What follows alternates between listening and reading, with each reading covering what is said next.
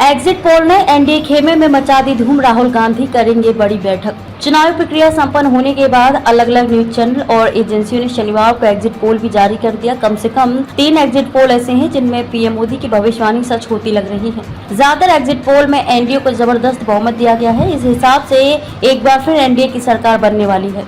4 दिनों से चल रही चुनावी प्रक्रिया के बाद 4 जून को मतगणना होगी और परिणाम घोषित किए जाएंगे। हालांकि इससे पहले एग्जिट पोल में देश के मूड का अंदाजा लग गया है। एबीपी सी वोटर ने भी एनडीए के लिए 353 से 383 सीटों का अनुमान लगाया है। वहीं एनडीटीवी के महापोल में एनडीए को 357 सीटें दी गई हैं। स्कूल ऑफ पॉलिटिक्स और इंडिया टीवी के एग्जिट पोल में एनडीए को 400 पार बताया गया है। रिपब्लिक भारत ने एनडीए को 353 से 365 सीटें मिलने का अनुमान लगाया है। वहीं इंडिया गठबंधन 133 सीटों के आसपास सिमट सकता है। इसके अलावा इंडिया टीवी ने भी एनडीए को 371 सीटें मिलने का अनुमान लगाया है। स्कूल ऑफ पॉलिटिक्स के सर्वे में एनडीए 400 का आंकड़ा पार कर रहा है। 2019 के लोकसभा चुनाव की बात करें तो बीजेपी के खाते में 303 सीटें थी। एनडीए ने 253 सीटें हासिल की थी। वहीं कांग्रेस को केवल 52 सीटों पर जीत हासिल हो सकी थी। टीएमसी को 22 सीटों पर जीत मिली थी। जेडीयू को 16 सीटें और समाजवादी पार्टी को मात्र 5 सीटें मिली थी। बीएसपी को यूपी में 10 सीटों पर जीत हासिल हुई थी। एग्जिट पोल सही साबित हुए तो बीजेपी 2019 वाली जीत दोहरा सकती है। एग्जिट पोल पर क्या बोले राजस्थान के सीएम? राजस्थान के सीएम अजय लाल शर्मा ने कहा कि उनके पास कोई प्रधानमंत्री पद का चेहरा ही नहीं है। आम आदमी पार्टी और कांग्रेस दिल्ली में साथ है, पंजाब और हरियाणा में अलग अलग क्यों है? वे आपस में ही लड़ रहे हैं, हताश है और निराश है। उन्होंने कहा कि 2014 और 2019 में बीजेपी ने राजस्थान में 25 सीटें जीती और इस बार भी 25 सीटों पर जीत होगी। आखिरी चरण में 62% से ज्यादा मतदान।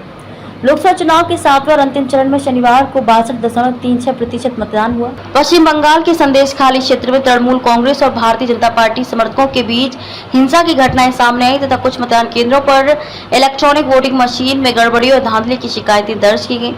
मतदान प्रतिशत बताने वाले निर्वाचन आयोग के एक ऐप पर रात 12:30 पर जारी आंकड़ों के अनुसार आखिरी चरण में मतदान प्रतिशत 62.36 रहा। छत्तीसगढ़ के एग्जिट पोल मानने को तैयार नहीं कांग्रेस। छत्तीसगढ़ के मुख्यमंत्री विष्णुदेव साय ने समाचार चैनलों द्वारा जारी किए गए एग्जिट पोल के नतीजों को लेकर कहा कि राज्य में भाजपा सभी 11 सीटों पर जीत हासिल करेगी। हालांकि कांग्रेस के वरिष्ठ नेता और पूर्व मुख्यमंत्री भूपेश बघेल ने दावा किया कि उनकी पार्टी राज्य में भाजपा से अधिक सीटों पर जीत हासिल करेगी।